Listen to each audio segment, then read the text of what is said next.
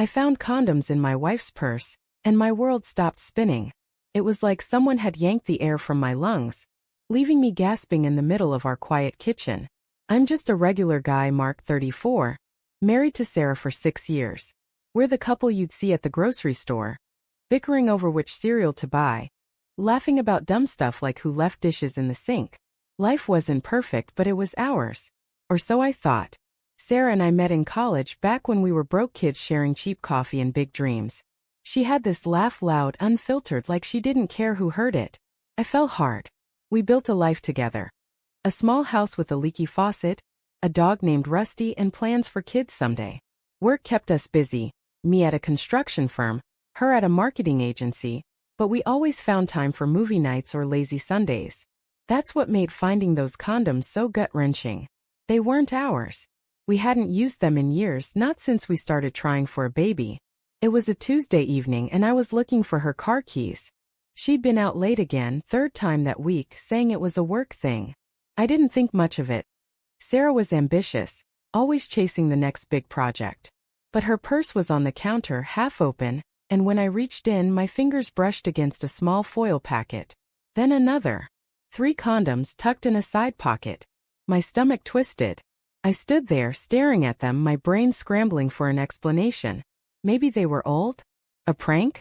But they were new, unopened, expiration date 2 years out. I didn't confront her right away. I couldn't. My mind was a mess, replaying every late night, every vague excuse.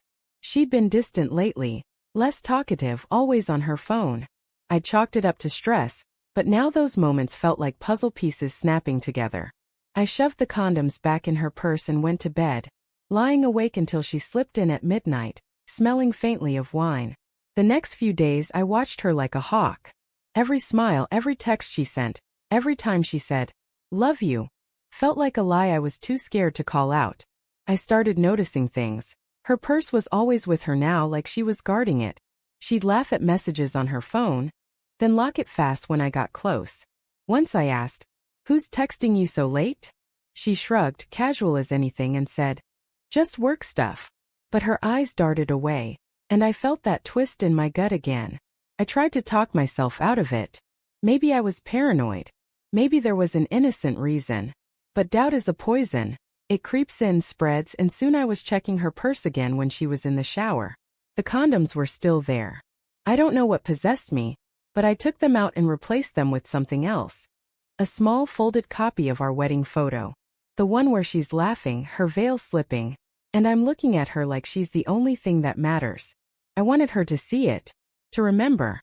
That night I cooked dinner, trying to act normal while my heart pounded. She came home, tossed her purse on the couch, and we ate spaghetti in near silence.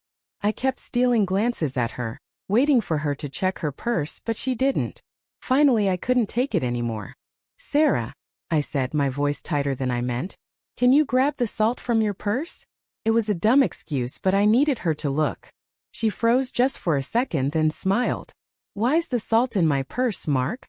Her laugh was nervous, forced. She walked over, unzipped it, and I saw the exact moment her face changed. Her hand pulled out the photo, and her smile vanished. She stared at it, then at me, her eyes wide like a deer caught in headlights.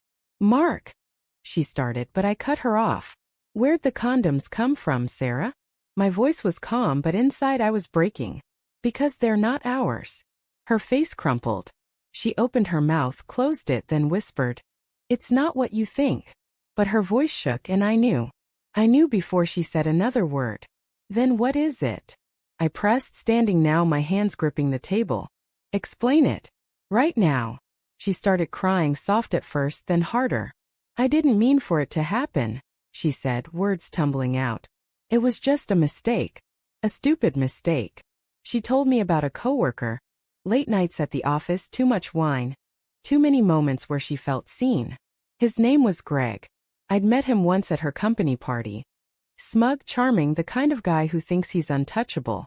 She swore it was just once, that she'd ended it, that the condoms were just in case, but she never used them. She begged me to forgive her, said she loved me, said she'd do anything to fix it. I wanted to scream, to throw something, but I just stood there, numb. The woman I loved, the one I'd built a life with, had betrayed me. And the worst part? I still loved her. Even in that moment with my heart in pieces, I wanted to believe her. I didn't yell. I didn't leave. I just picked up the wedding photo from her hands and said, "This is who we were. I don't know who we are anymore." Then I walked out to the backyard, Rusty trailing behind, and sat on the porch until the sun came up. The days after were a blur. Sarah cried a lot, promised to quit her job to go to counseling. I didn't know what to do. Part of me wanted to fight for us to rebuild what we had. But every time I looked at her, I saw those condoms, that photo, her guilty eyes. I started sleeping in the guest room, and she stopped pushing me to talk. We were ghosts in our own home, passing each other without words. One night I found her sitting on the couch, holding that wedding photo, tears streaming down her face. "I ruined us, didn't I?" she whispered. I didn't answer. I couldn't. Because she had, but so had I, by trusting too much, by ignoring the signs, by thinking love was enough. I don't know what's next for us. Maybe counseling, maybe divorce. I still love her, but love feels different now, like a house with cracked walls. I keep that wedding photo on my nightstand, not to hurt myself, but to remind me of what we promised, and what we broke. Some betrayals you see coming. Others sneak up, hidden in a purse, waiting to tear your world apart.